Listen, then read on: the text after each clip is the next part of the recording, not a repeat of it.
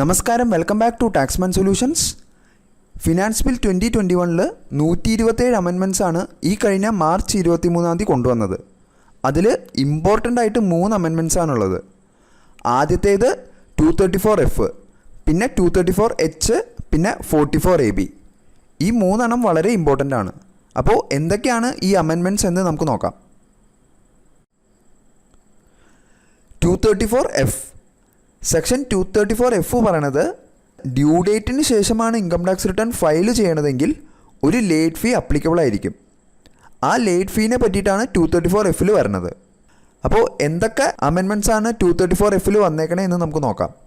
In section 234F of income tax act for subsection 1 the following subsection shall be substituted without prejudice to the provisions of this act where a person required to furnish a return of income under section 139 fails to do so within the time prescribed in subsection 1 of said section, he shall pay by way of a fee a sum of 5,000 rupees, provided that if the total income of the person does not exceed 5 lakh rupees, the fee payable under this section shall not exceed 1,000 rupees.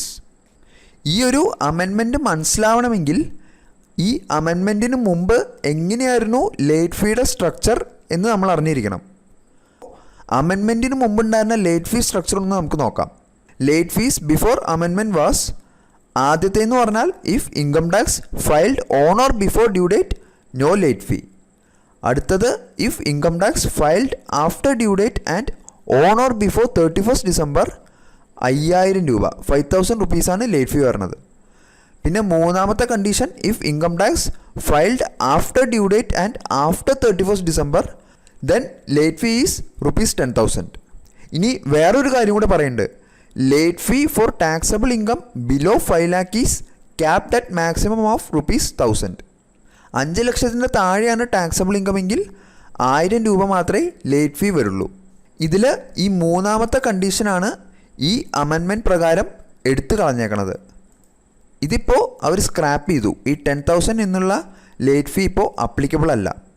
ഇനി തൊട്ട് 2 late fee structure മാത്രമേ ഉണ്ടാവുള്ളൂ.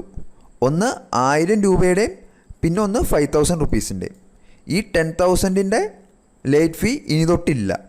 ഇതാണ് 234Fൽ വന്നേക്കണ amendment.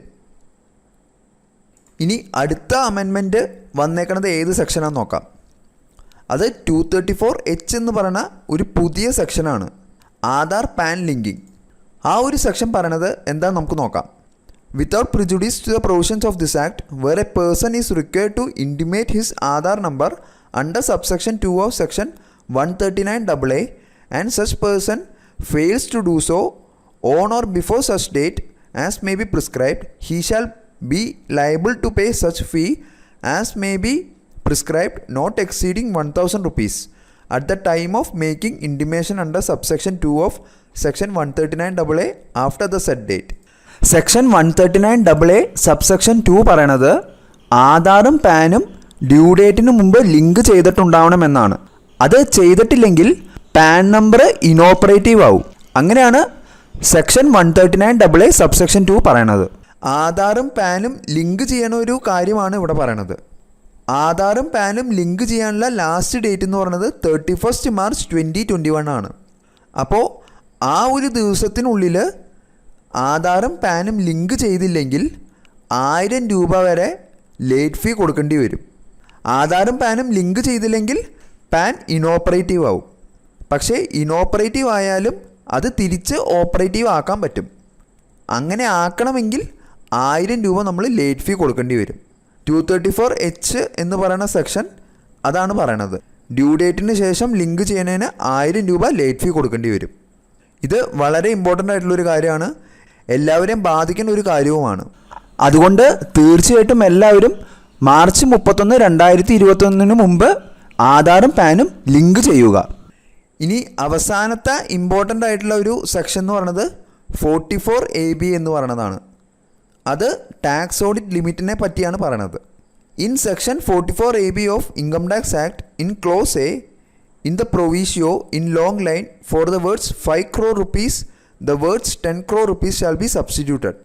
After the proviso the following proviso shall be inserted, namely provided further that for the purpose of this clause, the payment or receipt, as the case may be, by a check drawn on a bank or by a bank draft which is not account payee, shall be deemed to be payment or receipt as the case may be in cash. Income tax ഓഡിറ്റിങ്ങിൻ്റെ limit 1 crore റുപ്പീസിൽ നിന്ന് 5 crore rupees കഴിഞ്ഞ വർഷം ആക്കിയിരുന്നു. പക്ഷേ അതിനൊരു condition കൊടുത്തിട്ടുണ്ടായിരുന്നു. 5% മാത്രമായിരിക്കണം cash transaction നടന്നിട്ടുണ്ടാവുന്നത്. അത് cash പേയ്മെൻറ്റും ആവാം, ക്യാഷ് റെസീപ്റ്റ്സും ആവാം. ക്യാഷ് പേയ്മെൻറ്റ്സും ക്യാഷ് റെസീപ്റ്റ്സും കൂടെ കൂടി 5% മാത്രമേ ക്യാഷ് ട്രാൻസാക്ഷൻ ഉണ്ടാകാൻ പാടുള്ളൂ. അങ്ങനെയാണെങ്കിൽ മാത്രമാണ് 5 crore ടാക്സ് ഓഡിറ്റ് ലിമിറ്റ് എന്ന് പറയുന്ന ആ ഒരു ഓഡിറ്റിൽ അപ്ലിക്കബിൾ ആവുന്നത്. പക്ഷേ ഇപ്പോൾ ഫിനാൻസ് ബിൽ 2021 5 crore നിന്ന് 10 crore വരെയാണ് ഇപ്പോൾ ആക്കിയേക്കണത്. അതിൻ്റെ കൂടെ തന്നെ വേറൊരു കണ്ടീഷനും കൂടെ അപ്ലൈ ചെയ്തിട്ടുണ്ട്. അതായത് ചെക്ക് പേയ്മെൻറ്റ് അല്ലെങ്കിൽ ചെക്ക് റെസിപ്റ്റ് അത് എന്ത് തന്നെ ആയാലും അക്കൗണ്ട് പേയി എന്ന് എഴുതിയിട്ടില്ല എങ്കിൽ അതിനെ ക്യാഷ് ട്രാൻസാക്ഷൻ ആയിട്ടായിരിക്കും കൺസിഡർ ചെയ്യാൻ പോണത്. ഇനി തൊട്ട് അക്കൗണ്ട് പേയി അല്ലാത്ത ചെക്ക് കൊടുക്കുകയോ വാങ്ങുകയോ ചെയ്യുകയാണെങ്കിൽ അതിനെ 5% ട്രാൻസാക്ഷൻ ആയിട്ടാണ് കണക്കാക്കാൻ പോകുന്നത്. അതാണ് 44AB എന്ന് പറയുന്ന tax audit ലിമിറ്റിൽ വന്നേക്കണ amendment. 5 crore 10 crore വരെ ആക്കി. അതേപോലെ തന്നെ ചെക്ക് കൊടുക്കുമ്പോൾ അക്കൗണ്ട് പേയിന്ന് എഴുതിയിട്ടില്ല എങ്കിൽ അതിനെ ക്യാഷ് ട്രാൻസാക്ഷൻ ആക്കിയാണ് കൺസിഡർ ചെയ്യണത്. ഇങ്ങനെ 3 ഇമ്പോർട്ടൻ്റ് ആയിട്ടുള്ള അമെൻമെൻറ്റ്സ് ആണ് ഫിനാൻസ് ബിൽ 2021 കൊണ്ടുവന്നേക്കണത്. അപ്പോൾ ഈ ഒരു ഇൻഫർമേഷൻ എല്ലാവർക്കും ഉപകാരപ്പെട്ടു എന്ന് വിചാരിക്കുന്നു. വേറൊരു വീഡിയോയിൽ കാണുന്നവരെ ഗുഡ് ബൈ.